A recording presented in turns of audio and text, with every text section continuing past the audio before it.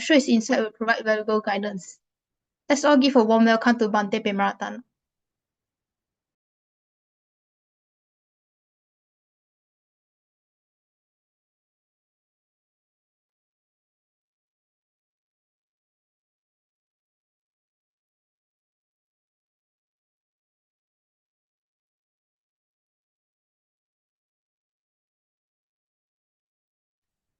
Okay, good evening and good morning to each and every one of you. Wish you all good health, peace, and happiness. It's nice to see you all on this Thursday also to continue our study on Dhammapada. And this is the way that we can gradually learn and then understand and then reflect and have a deeper personal realization of the teachings of the Buddha. So when we talk about our realization of the Dhamma, there are three stages of this realization. First, we will hear, listen, and read, and then we get the basic facts, basic information, and then we keep reflecting on these teachings, what we have heard, what we have read, what we have discussed, and we keep reflecting on them. And that reflection can give us a little bit deeper understanding of what we have learned. And then in that deep reflection,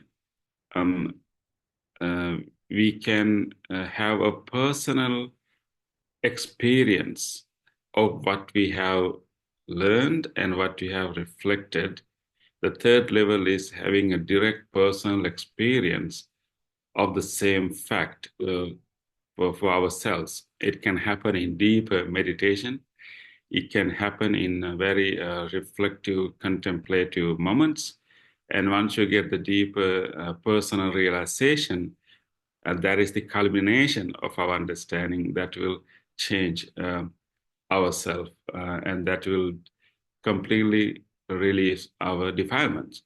So in these three stages, so learning the teachings of the Buddha is the first step, but we need to bring that knowledge that we get from reading, from discussing, from hearing to a reflection, and then gradually to have a personal realization. So our study is kind of helping us to do the first step. And then, but the other two steps you have to do by yourself. I only can help you to do the first step, and two other steps we have to do by ourselves. Or we can help each other, but definitely we have to do by ourselves. Okay, so with that, let us go to our verse today. I may need a permission to share my screen to share the Dhammapada. So we will discuss a verse from the, thank you, sister. We will discuss this important verse from Dhammapada.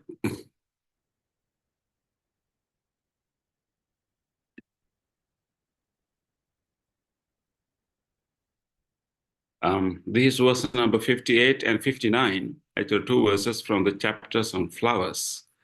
So in Dhammapada, we have a chapter on flowers. It's beautiful verses. All verses are talking about flowers and taking flower as an example. Okay, let me chant this verse first, and then we will go into meaning afterwards.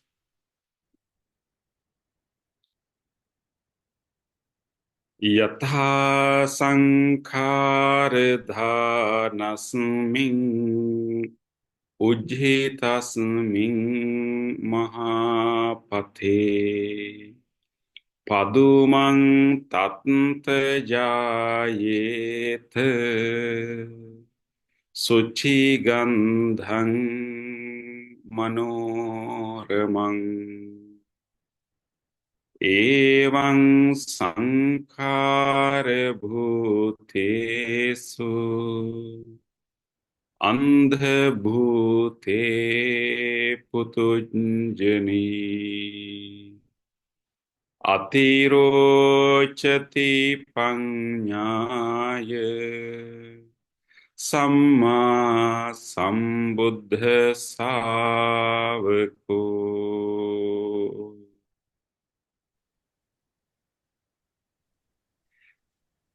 As a sweet-smelling lotus, pleasing to the heart, may grow in a heap of rubbish, discarded along the highway.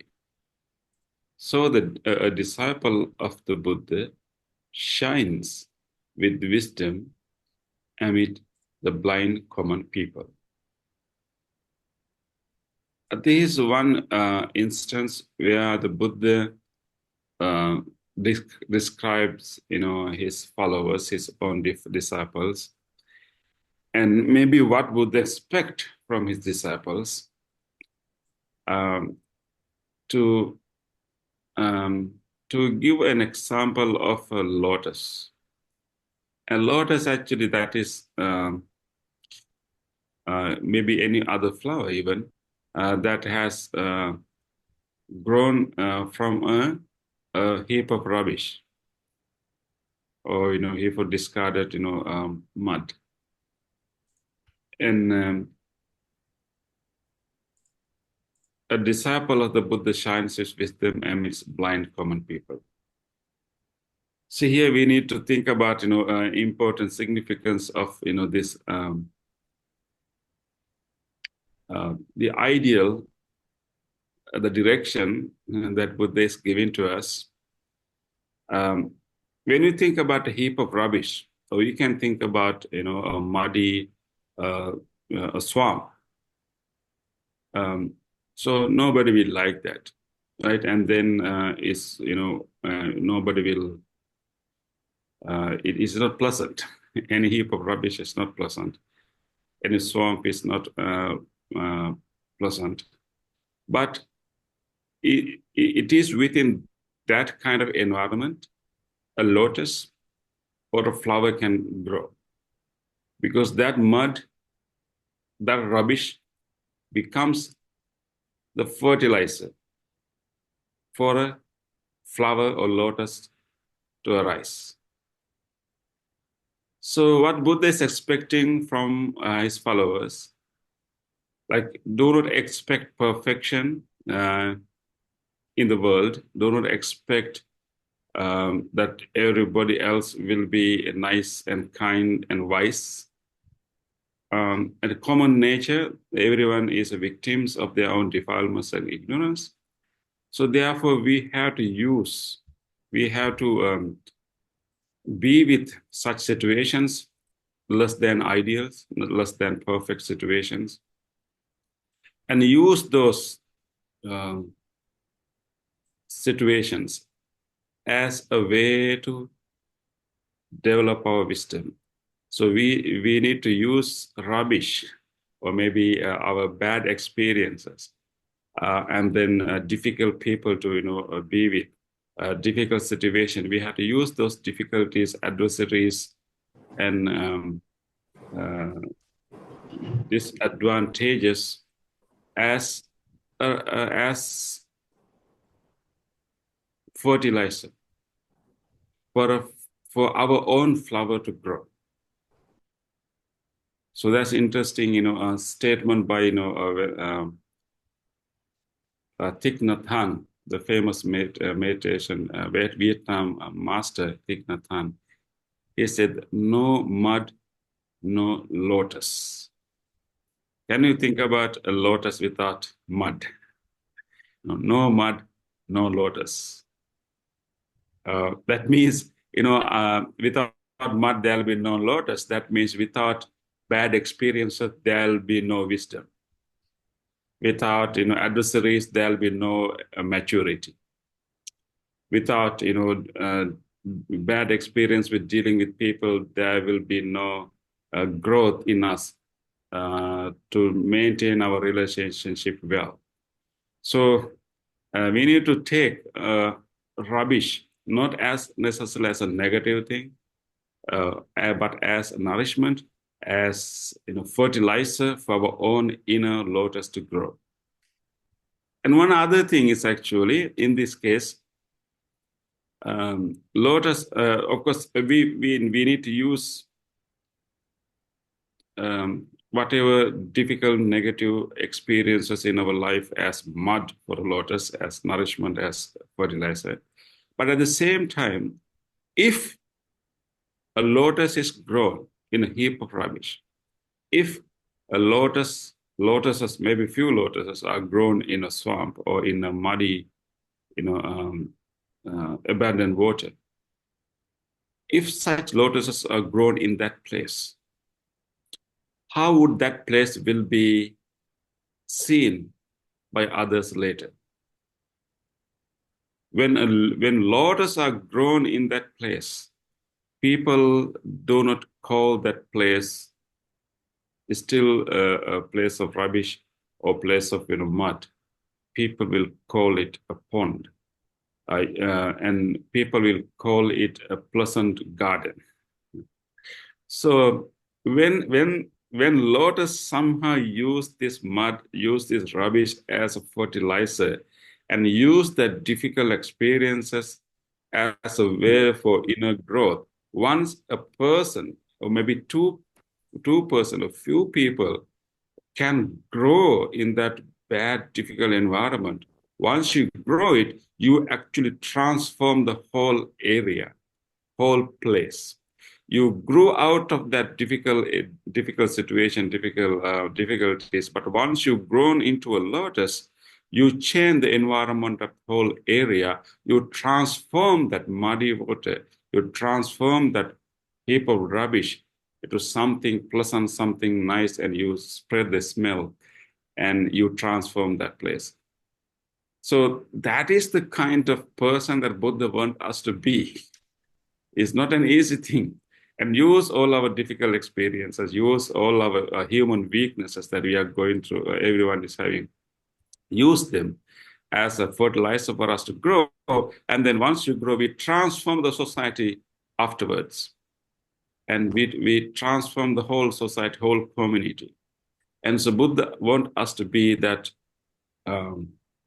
bodhisattvas, to be that courageous people who will take the burden of learning from the bad experiences, learning from the bad social environments, and then gradually change the social environments through our own inner light, through our inner growth, through our inner smell, good smell. So you can think that what kind of role that Buddha really wants us to play.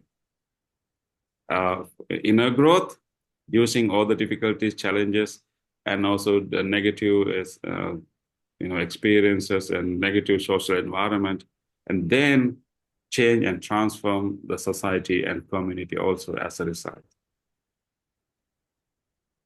Okay, so based on that, let's move to the next one, and I would also like to teach a little bit of Pali. So there are a few key terms I would like you to remember from this verse. One is Paduma. Paduma is the Pali term for lotus. Paduma. And in Sanskrit, it will be Padma. So Padma and Padma is lotus. I think Padma may be as a familiar term for you, right? So you may have heard this chant, Om Mani Padme Hum. Have you heard this chant? Om Mani Padme Hum.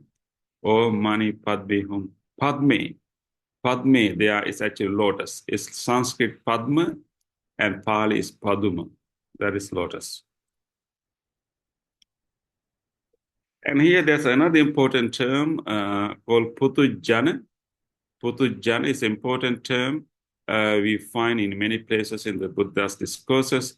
We will discuss a little bit more on this term later. And that is a term that is used to refer to unenlightened, ordinary, common people, which means most of us, unenlightened, common people. And we use that term 𝗵𝗺𝗔𝗠 to refer to common people, particularly the people who are not enlightened, who have not started a spiritual path seriously. So we use that term 𝗵𝗺𝗔𝗠. It is found here. And then next one is panya. I think we came across with this term earlier too, panya. That is for wisdom, not necessarily knowledge, but wisdom that actually transforming our knowledge into personal experiences and have a deeper personal realization. And that deeper personal realization is called wisdom. And then 𝗧𝗵𝗺𝗺, that's the term for disciple. A disciple called 𝗧𝗵𝗺. And then we have this term, Samma Sambuddha 𝗧𝗵𝗺. So 𝗧𝗵𝗺 means disciple, and then Samma Sambuddha. So that's the term for a fully enlightened being, someone who rediscovered the Four Noble Truths, someone who rediscovered the possibility of enlightenment. When such teachings are not available, is called Sambuddha or Samma Sambuddha. So 𝗧𝗵𝗺 means disciple. So Samma Sambuddha 𝗧𝗵𝗺 means disciples of the Buddha, Buddha's disciple. Okay, here I would like you to do some work. You know that Buddha established a community of disciples. He started to teach and he established community of disciples. His community of disciples is fourfold. There are 4 types of members of this his community of disciples. I would like you to take a moment and maybe use the chat option to write. If you know, I would like to test. I would like to see how many of you know the fourfold community of disciples of the Buddha. There are 4 types of disciples of the Buddha. I mean, 4 kinds of disciples of the Buddha. In the Buddha's community of disciples, there are 4 types of people. Anyone remember that 4 kinds of disciples of the Buddha? Can we try to type in the chat box if you know? Fourfold community of disciples of the Buddha. Fourfold community of disciples of the Buddha.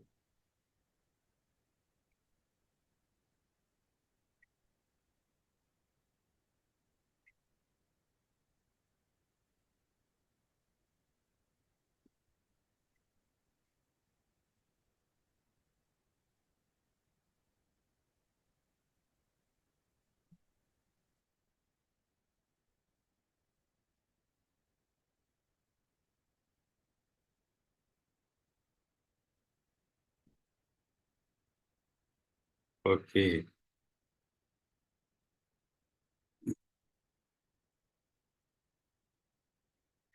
Yeah, thank you. I'm getting the answers.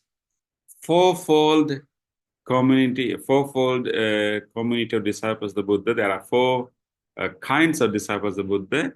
Yes, I think monks, nuns, male lay followers, and female lay followers. We call bhikkhu, bhikkhuni, upasaka, and upasika. Bhikkhu, bhikkhuni, upasaka, and upasika. The fourfold disciples of the Buddha, fourfold community of the Buddha. And the reason that I would like you to take a moment and write it actually, because when you say, when you read that verse, Buddha is asking us to be a lotus, asking us to be a lotus in the heap of garbage. So that Buddha is asking that not only from monks and nuns, okay? Buddha asking us to become a lotus. He's not asking only from monks and nuns, okay? He's asking this from whole fourfold community of disciples. That means he's asking this from monks, nuns, female lay followers, and male lay followers.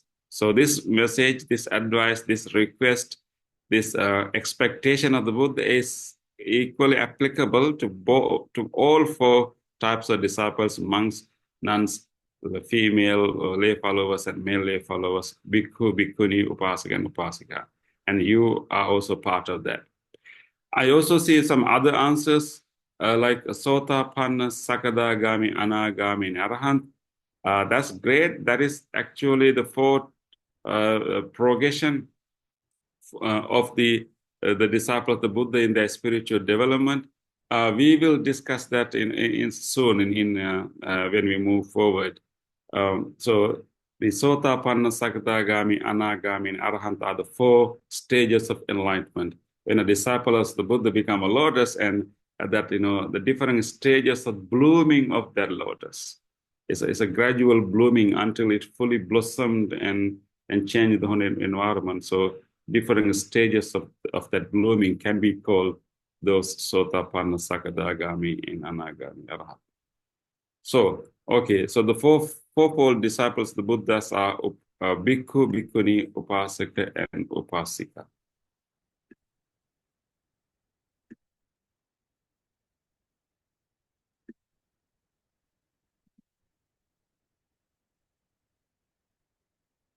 So here that simile of a lotus given by the Buddhists is quite noteworthy.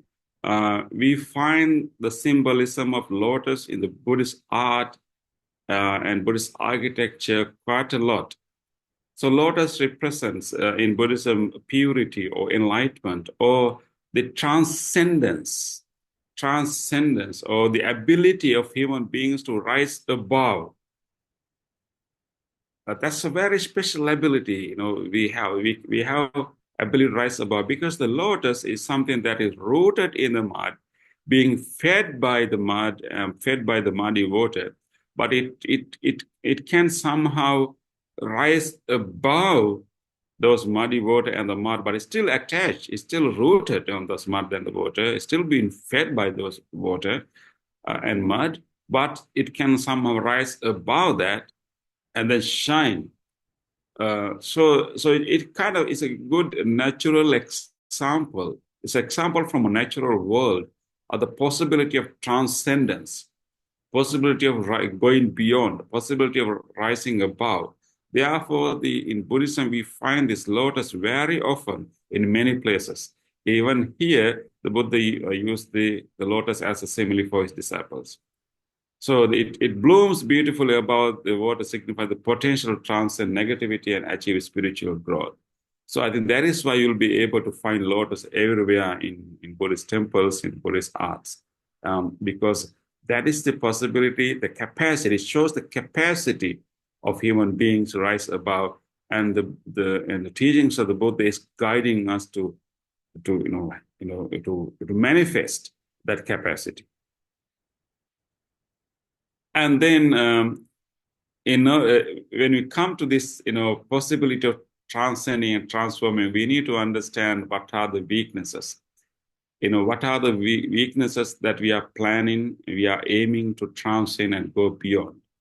Lotus is showing that we can go beyond, but what are these weaknesses?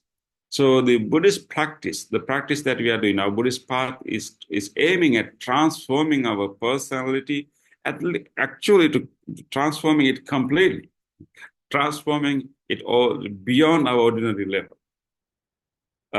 So what we are planning to transcend? So as human beings, we have ordinary common weaknesses. All human beings and any living being. Also, we all share a common set of weaknesses. And in general language, we can call them defilements.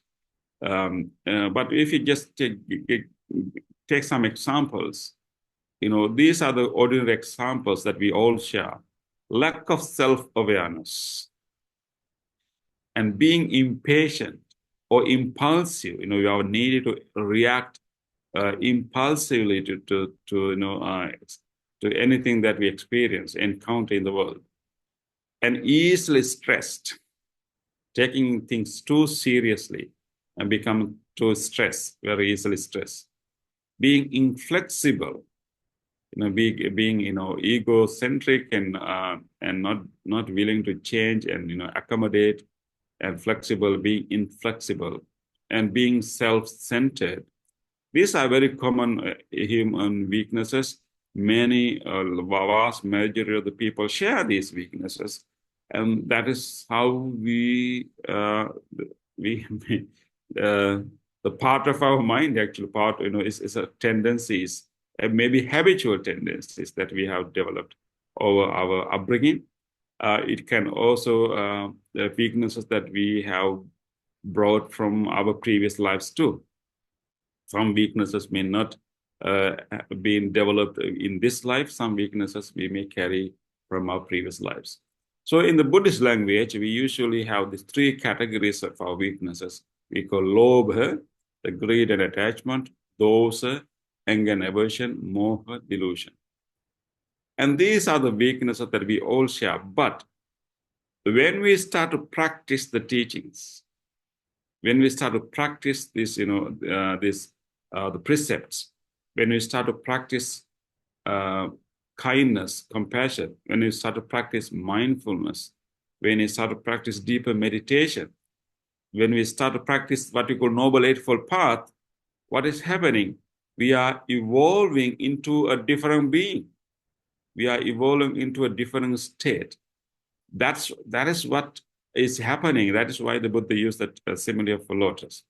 So these are the common weaknesses. First, we need to recognize, we need to detect those weaknesses.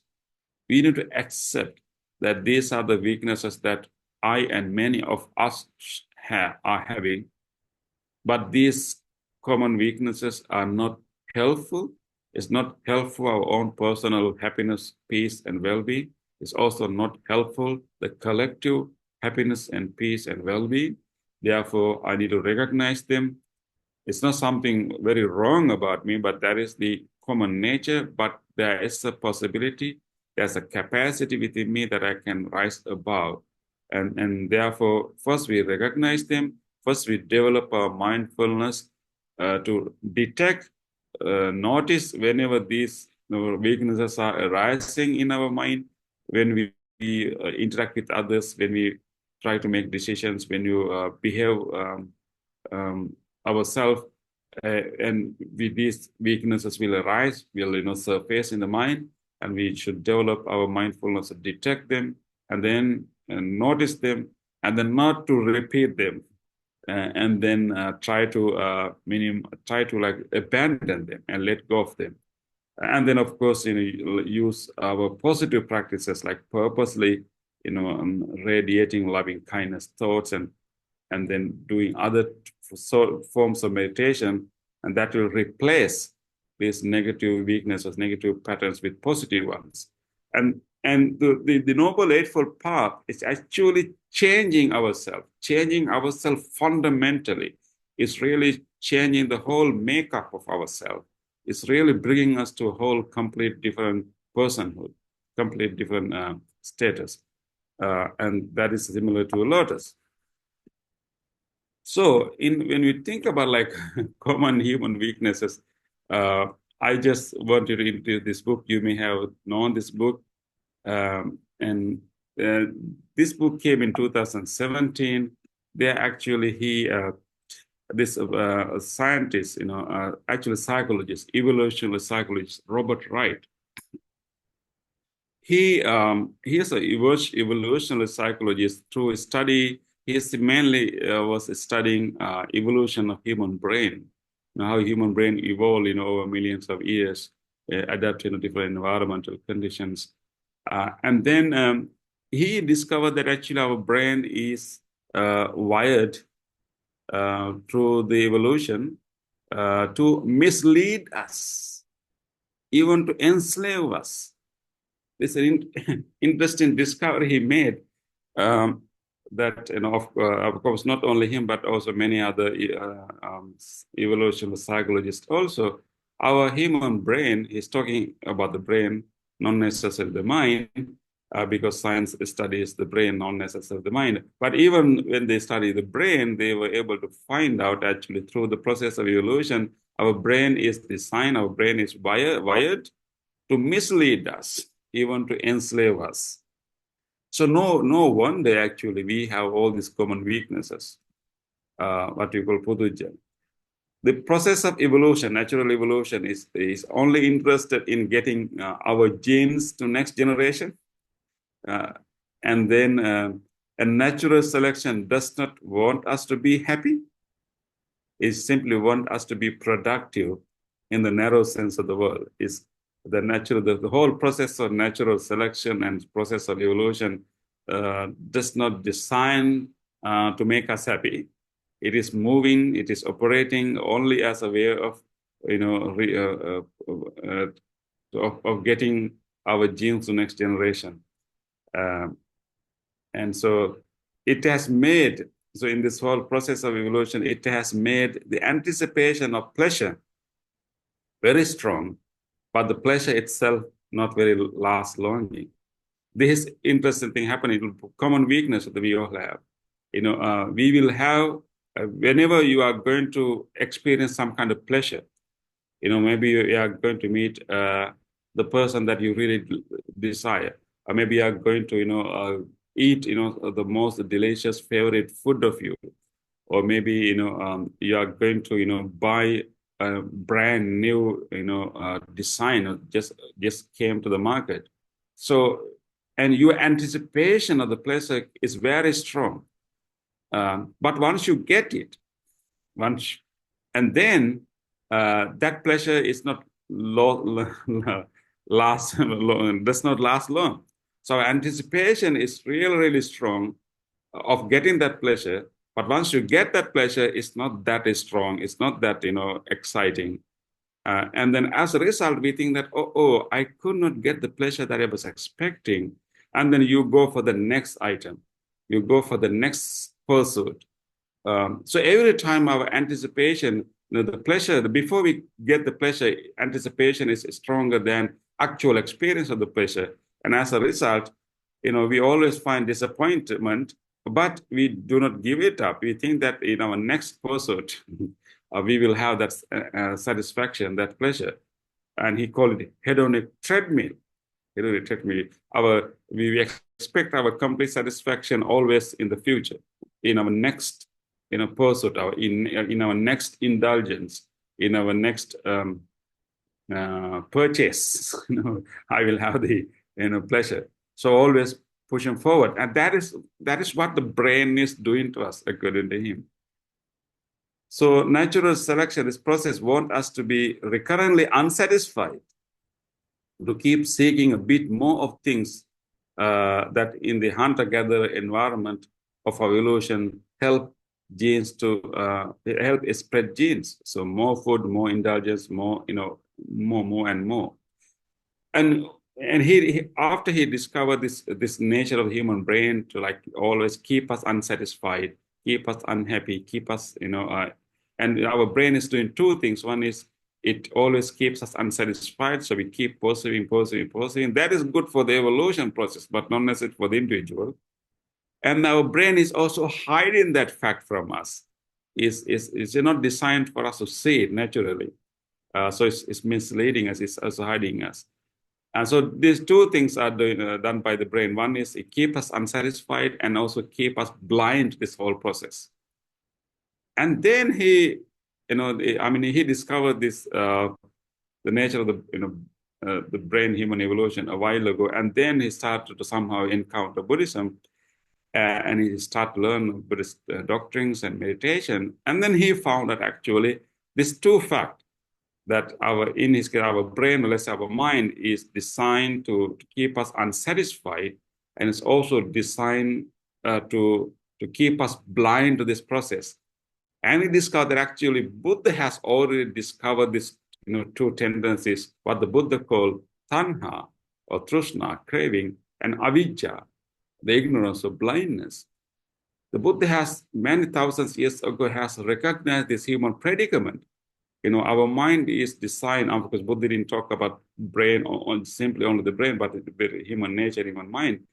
Buddha has discovered that mind is operating in a way to keep us unsatisfied, our mind also somehow blind us with this unsuccessful process, no matter how many times we repeat it. So he was so excited to know that Buddha has already told this, 20,000 years ago, these two things, avidya and tanha, the craving and ignorance or delusion or blindness. And then he found that actually Buddha not only has diagnosed this, human issue, human problem, but he has also given solution to that.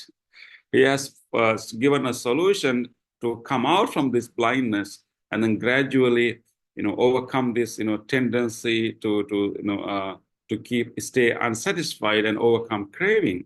And the Noble Eightfold Path, the Buddhist practice, in particular the meditation, is a way to rewire the brain. The meditation is a way to change this, the structure of the brain that has been evolved through natural selection, but we can, as human beings, change that ancestral traits. We can change that traits of the brain and change the brain and evolve ourselves. So he got so excited about the Buddhist solution of this problem, and he wrote this book called Why Buddhism is True. And from a psychological, from the evolutionary psychology perspective. But anyway, this is one example. I was just giving you more human weaknesses that we are, aiming to overcome, or mainly lobha, dosa, and moha, and all other human weaknesses. So definitely what I want you to remember is actually the Buddhist practice, following Noble Eightfold Path and following precepts and meditation, actually change our whole being. And we are actually talking about complete transformation of our being. It's actually going beyond our ordinary, levels of being. So there's a real change. The whole brain will be different. Once you practice once you keep on practicing, our whole operation of the mind will be different. It's going beyond ordinary functioning of the brain and the mind, and that's the kind of transformation Buddha is aiming at. So Buddha has also used the lotus to explain about his own nature in the Dona Sutta, when that Brahmin Dona asked from the Buddha, are you a human being or a divine being or a devil or a demon? Buddha refused any of those titles, and Buddha said, you can only call me the Buddha. I don't belong to any of those categories. And then he gave a good example. As a lotus flower is born in waters, grows in water, and rises above water to stand above it unsoiled, so I, born in the world, raised in the world, having overcome the world, live unsoiled by the world. That's the a simile of being the Buddha. I think as a disciples of the Buddha also want us to have that kind of transcendence, but not completely going away from the world, but rise above the ordinary levels and then shine the world afterwards.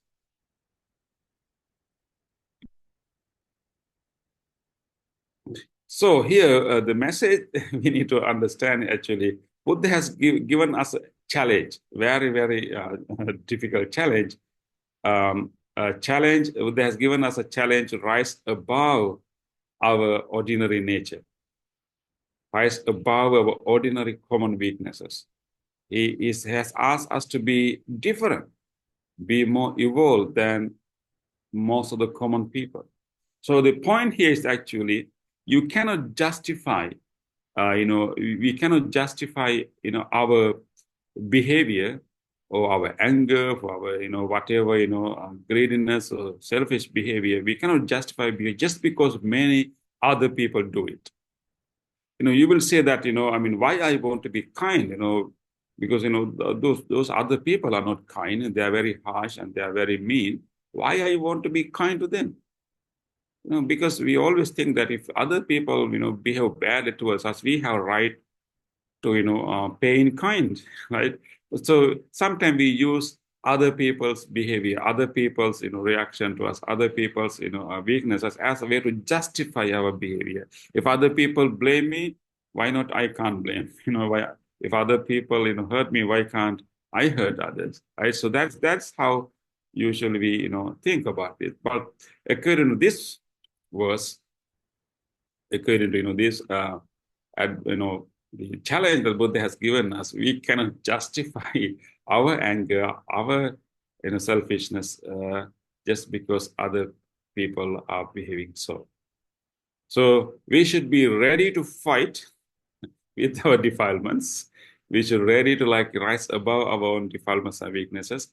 And also we should be ready to take the burden of bringing society into a more evolved state. So just because many of other people are behaving unmindfully, behaving, in a negative way, we simply cannot follow the flow, because what Buddha expected from us to be different, to be evolved, and use all this negative situation to rise above, and then be the person who will change the society, who will change the world. But at the beginning, there will be no support. That will not be the common tendency. That will not be the common trend. But as a disciple of the Buddha, we have to have the courage, have to have the wisdom and courage and determination to practice this path and transform ourselves. And just like using all the mud and the rubbish in the environment as a fertilizer, as a nourishment, and once you grow, and then you have a burden, you have a duty to that transform the society. So there should always be some few the dedicated forerunners in any society, in community, to take the burden of keep promoting the good values, keep promoting the goodness, and determine, and then practicing those good qualities.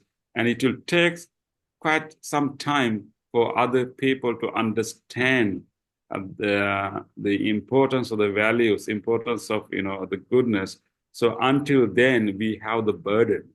We have the burden of maintaining our practice.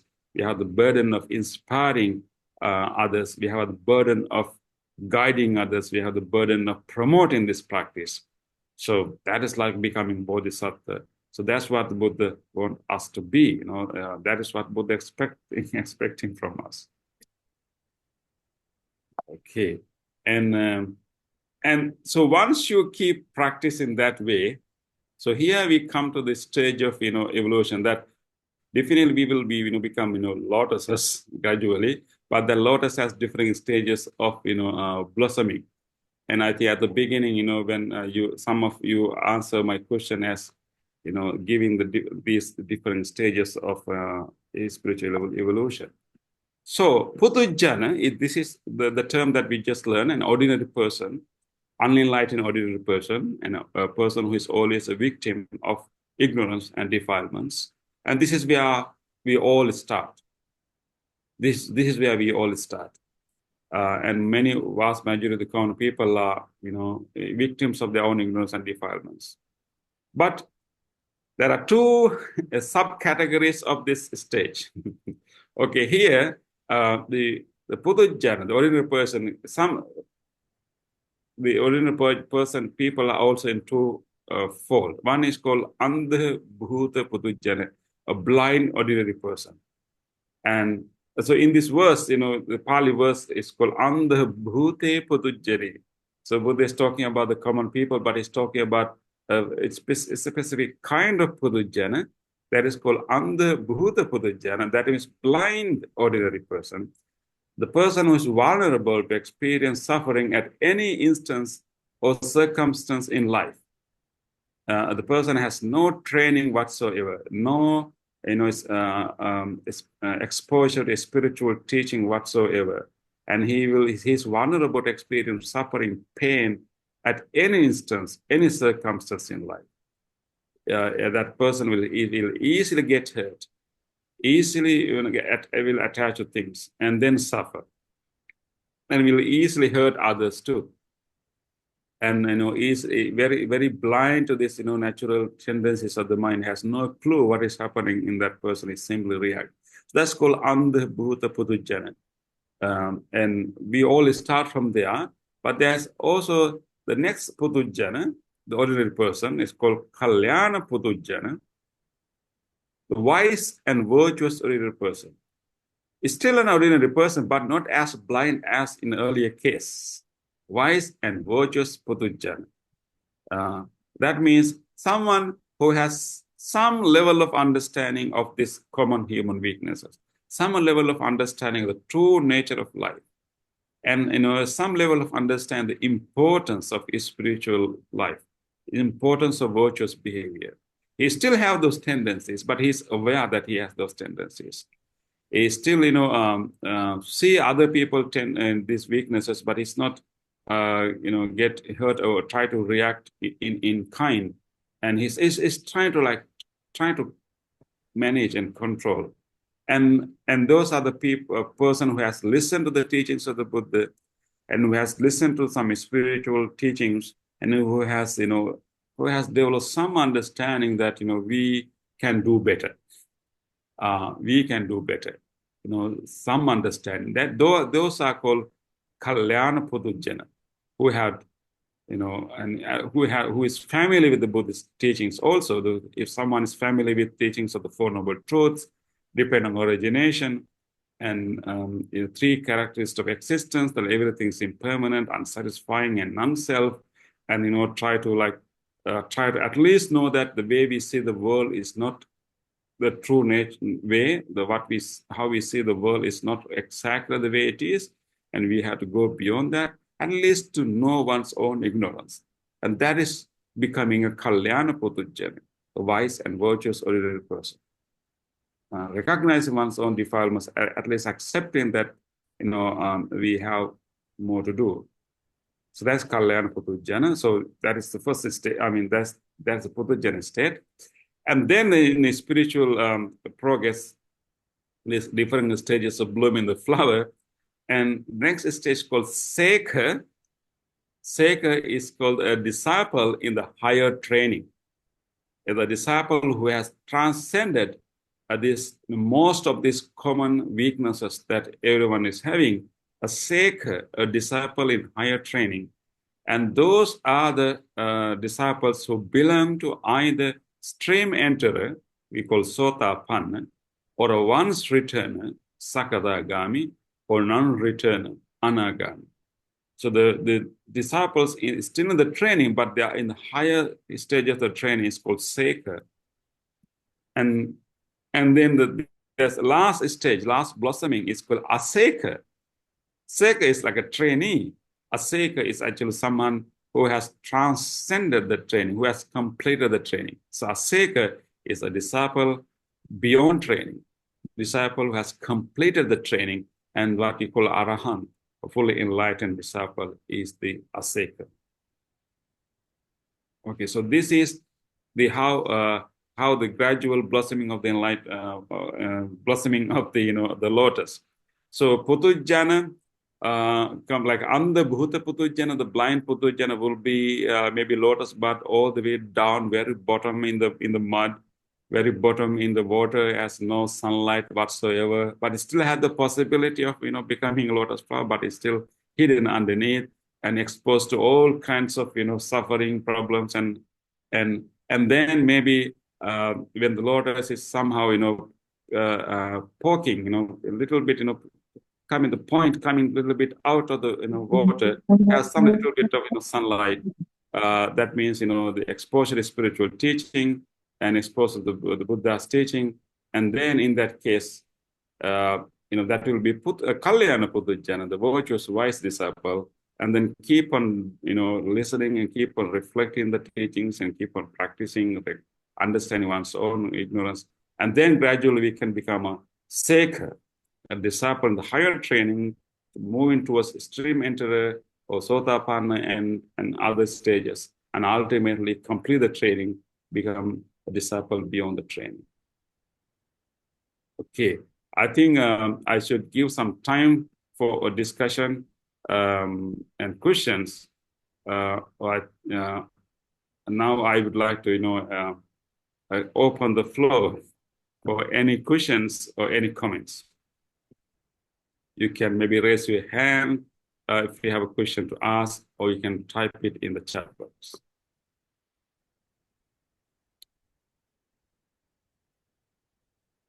There's one question already given here. While you are writing your question or thinking about the question, let me answer that. The Sumati has asked this question, is Kalyana Pudujjana same as Kalyana Mitra? That's a very good question. Of course, the term Kalyana is common there. Kalyana means virtuous, good, wise. Kalyana, virtuous, good, wise. So Kalyana Pudujjana is a common person, a little bit wiser. It is virtuous than the complete blind in Pudujjana. Kalyana Mitra is actually maybe literal meaning is good friend, but in the Buddhist context, it means any person that will inspire you to follow the teachings, follow the path, and mainly maybe someone who will guide you, more like a teacher. So the only actually the true Kalyana Mitra is someone. Actually, only a Kalyana Pudujjana can become a Kalyana Mitra.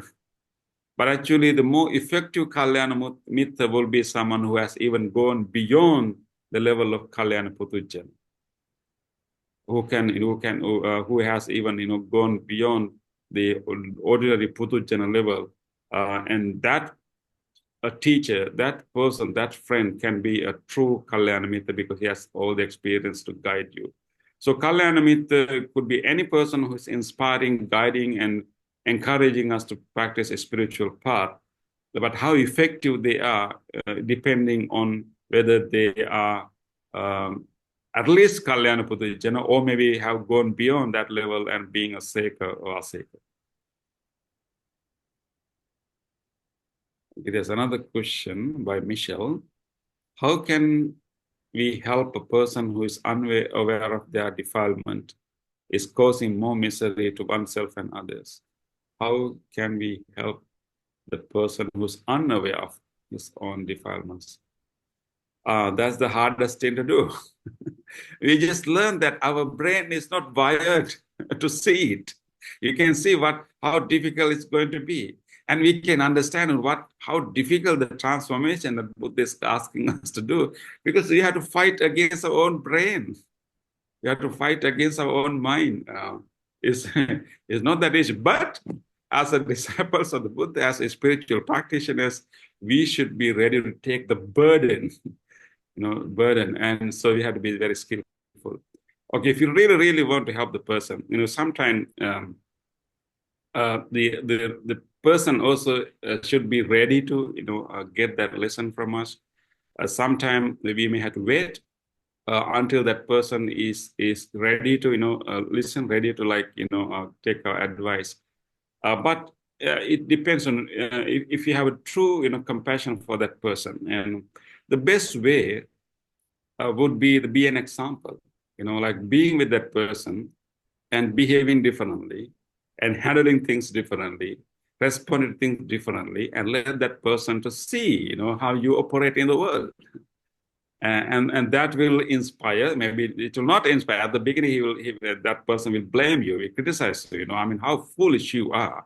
You didn't blame that person. You didn't really, teach a lesson to that person. And that will be their common response. But after a while, they will recognize. But of course, there'll be moments if that person is a very close, friend of you, and if you have a real concern for that person, there will be an opportunity in our interaction that person may be ready to reflect of his own mistake and willing to and there'll be some moments coming, so then we have to maybe wait for that.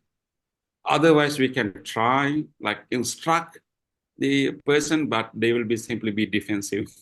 They will not be willing to accept. And so be a good example, and then look for the breaking points, look for the openings, that will come, once in a while, that you can insert your wisdom a little bit. Okay, there's another question from Venerable Dhamma Viharini. The term 𝗍𝗂 refers to Arahant. Yes, the term 𝗍𝗂 refers to someone who has completed the training, which means the Arahants. Yes, that is true. Any other questions or comments or thoughts?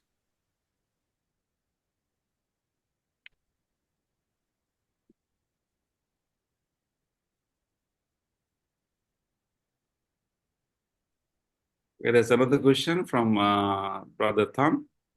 Can a 𝗗𝗗𝗛𝗺𝗔𝗠𝗔 be a good politician? Is someone like that suitable to lead a country? Okay, that's a good question.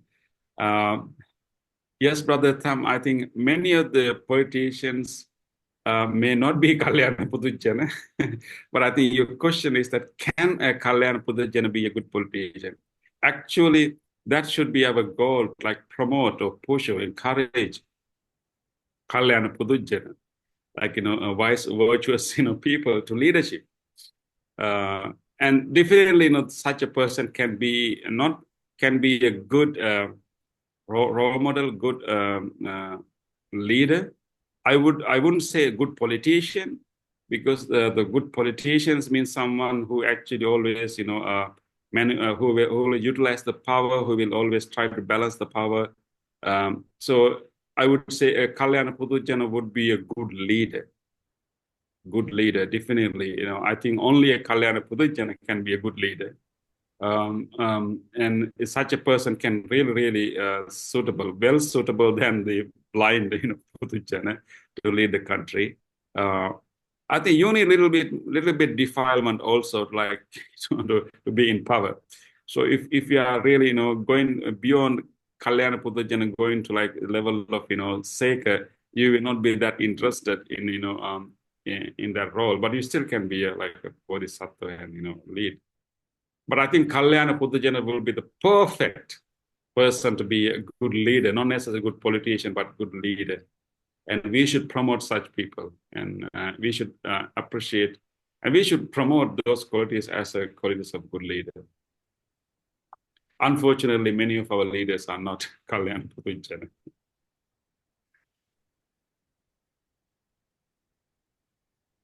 Okay, there is another question, Brother Billy Tan. In Pai language, doesn't the word 𝗍𝗂 means opposite to 𝗍𝗂?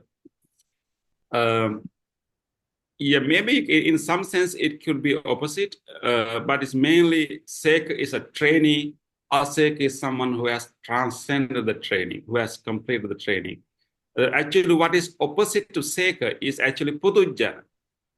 The 𝗵𝗺𝗔𝗠𝗔 is the direct opposite to 𝗍𝗂 in terms of Dhamma language. Of course, because 𝗵𝗺𝗔𝗠𝗔 is someone who has not started training.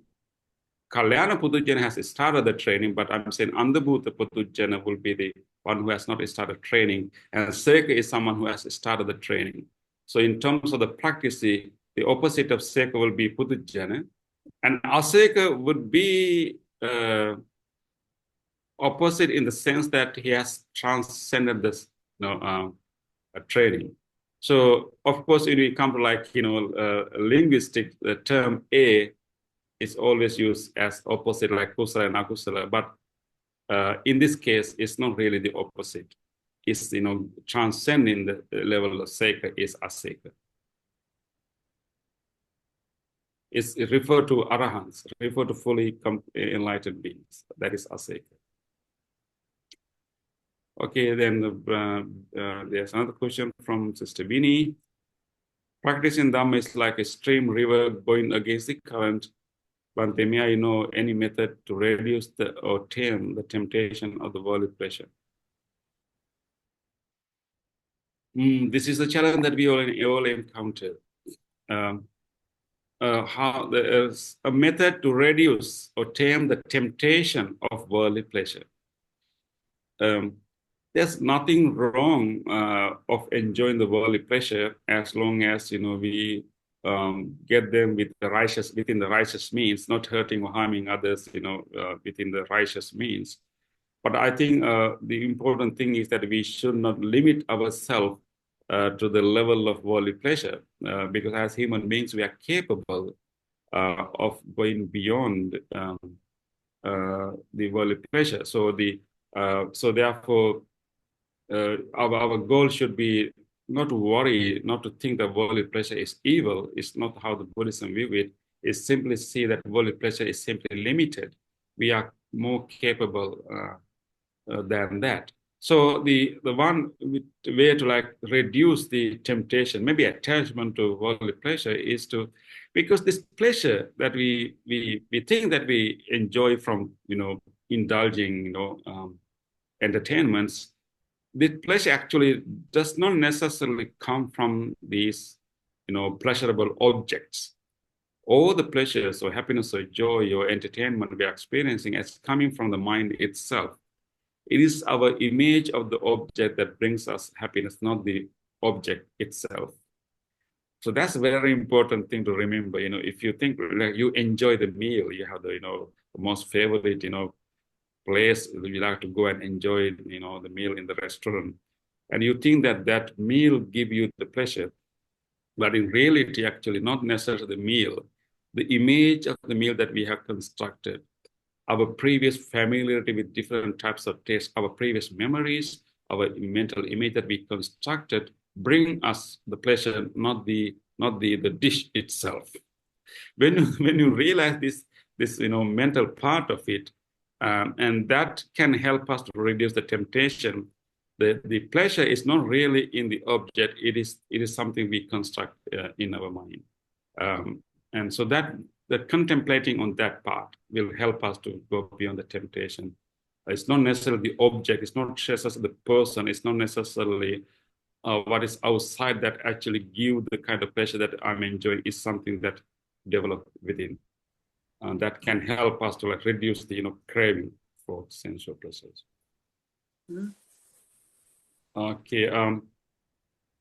Again another question by Sumati. What's the difference between Arahant and the Buddha?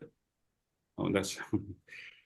I mean, of course, I cannot give a long answer because of the time limitation. And simple answer is actually they are the same at the level of enlightenment. And the Buddha is someone who has discovered or rediscovered the path to attain enlightenment by himself. An Arahant is someone who has followed the already discovered path and actually attained the same level of enlightenment. So at the level of enlightenment, both are the same. The Buddha is someone who has discovered that path by himself through error and trial methods, and discovered by himself.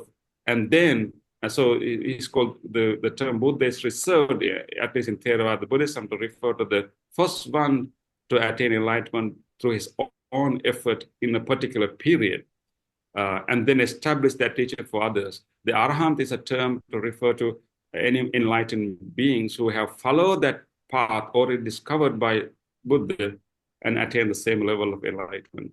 But there will be some other differences too. At the level of enlightenment, complete eradication of defilements and ignorance, there will be the same. But Buddha has other extra skills to be a good teacher, because he has practiced many lifetimes to become the Buddha. So in addition to being enlightened, Buddha also has other special qualities that will help him teaching others. So Arahants may have some of them, but may not be as skillful as the Buddha when it comes to teaching. That's the difference. Okay, there's another question by Joyce. What are the things as Kalyana Puddhajana must undertake to progress to 𝗭𝗍? Keep practicing. Keep practicing the Noble Eightfold Path. And what we call important practice is called yoniso manasikara, the wise reflection.